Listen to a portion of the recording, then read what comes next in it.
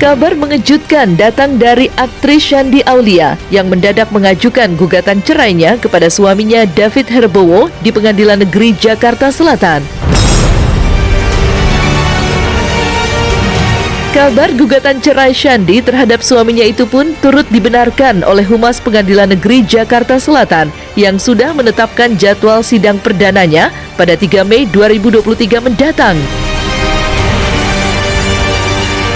Berbagai isu mengenai retaknya rumah tangga Shandy dan David pun mulai menyeruak, mulai faktor ekonomi, perbedaan prinsip, hingga perselisihan yang berlarut-larut di antara keduanya yang membuat hubungan rumah tangga menjadi tidak harmonis.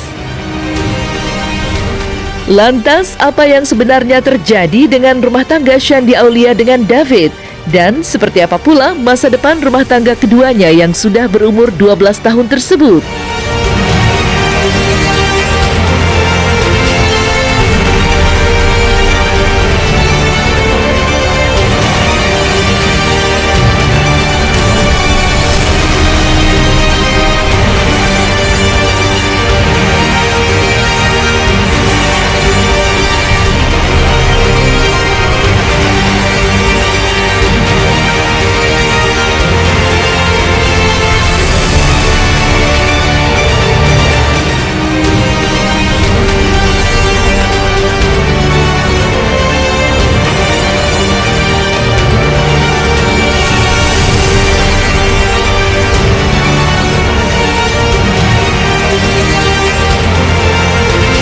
Betul, kemarin tanggal 11 April masuk gugatan dari Nyimas Shandy Aulia. Kemudian perkara itu diregister dalam nomor 361 PDTG 2023. Nah, kemudian sudah ditetapkan hari sidangnya Rabu tanggal 3 Mei. Ya, kalau mediasinya itu nanti ditentukan setelah pada sidang pertama mereka hadir semua. Dari kuasa hukumnya Shandy Aulia, alasannya ya intinya ada perselisihan yang terus-menerus antara penggugat dengan tergugat. Tidak ada, hanya soal hak asuh anak dari penggugat dan tergugat itu oleh Shandy Aulia diminta menjadi haknya mereka berdua untuk mengasuhnya. Terus-terusan pasti happy moment lah, pasti juga ada set, ada perbedaan pendapat gitu kan, tapi ya kembali lagi kan pada komitmen, pada bagaimana kita menyikapi, bagaimana kita merespon, bagaimana kita mau bawa kemana pernikahan ini, tujuannya apa. Hubungan kita ya sabar-sabar gitu. Iya, harus saling ngalah, iya toh, saling mengasihi. Kasih. Oh, pasti. Pastinya sebelah saya, nggak mungkin saya dong. Perjuangan sama, cuman beda cara aja. Waktu itu juga saya sebetulnya panik, tapi harus berusaha nggak panik. Jauh sebelum adanya kabar Shandy yang menggugat cerai suaminya pada tahun 2021 lalu, rumah tangga Shandy dan David juga sempat dikabarkan mengalami keretakan. Kabar itu mulai ramai menjadi pemberitaan saat Shandy sempat menghapus foto-foto kebersamaannya dengan sang suami. Tak hanya itu saja, biodata Shandy di akun media sosial pribadinya pun sempat diganti. Dalam keterangan profil Shandy yang sebelumnya bertuliskan actress, wife, and mother, mendadak berganti menjadi actress dan mother saja. Hal itu pun menuai respon beragam dari netizen. Alhasil, nama Shandy menjadi perbincangan halayak. Lantas, benarkah gugatan cerai yang baru dilayangkan Shandy ke Pengadilan Negeri Jakarta Selatan kemarin masih ada kaitannya dengan apa yang dilakukan Shandy pada tahun 2021 lalu?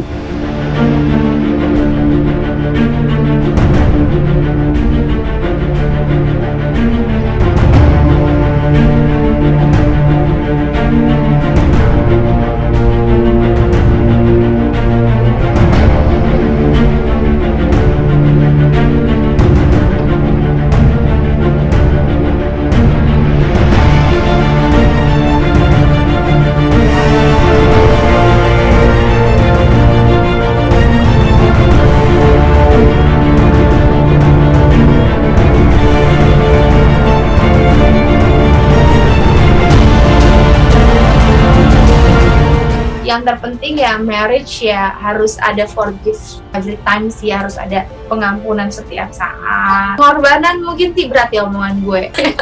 Pengorbanan. Kok kayak sinetron kita yang lagi tayang, lo tau gak sih sinetron kita yang tayang? Oh iya. Dan gue liatinnya, oh no, gue umur berapa tuh ya, lupa gue. Lo pasti ketawa-ketawa sendiri juga deh, gue juga. Asli, ini gue ngeliatnya, serius nih? Itu 12 tahun yang lalu. Ya kalau gue sih, buat gue, ya pernikahan ya harus ada pengorbanan juga. Pengorbanan dalam arti ya saat, maksudnya kayak hal-hal yang mungkin lo dulu bisa lakukan yang lo nggak bisa lakukan sekarang. Banyak hal yang jangan egois gitu, maksudnya sekarang kan udah berdua kan, jadi kayak kesenangan pasangan itu menjadi kesenangan lo juga tuh. Jadi ya itu sih yang terpenting. Pokoknya tanpa itu semua, understanding, sacrifice, pengorbanan, saling memaafkan, itu pasti nggak mungkin berhasil nanti, pasti bubar jalan di tempat. Iya benar. Itu menurut versi gue ya. Kalau lu yang make ego siapa lu, siapa gue gitu, itu udah pasti kelar. Iya. Dan lu mau menikah, maksudnya gue mau menikah dengan siapapun pasti akan begitu. Jadi ya, terus yang terakhir ya memang harus ada perubahan sih. Maksudnya kayak kalau misalkan ada satu problem yang, kalau gue sama David ya, gue selalu misalkan ributin masalah hal yang sama, berarti ada something wrong antara gue sama David. Dua-duanya mau berubah supaya nggak saling menyakiti juga gitu. Jadi David juga berubah, gue juga berubah.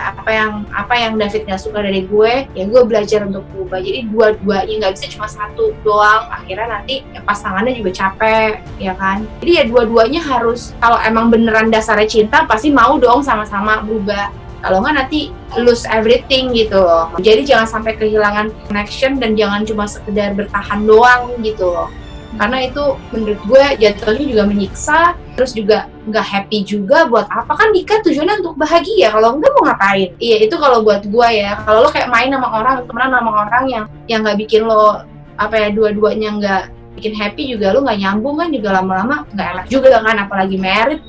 Kira itu bukan alasan pernikahan itu harus dikaruniai anak. Bagaimana dengan pasangan-pasangan yang belum dikaruniai anak selama ini?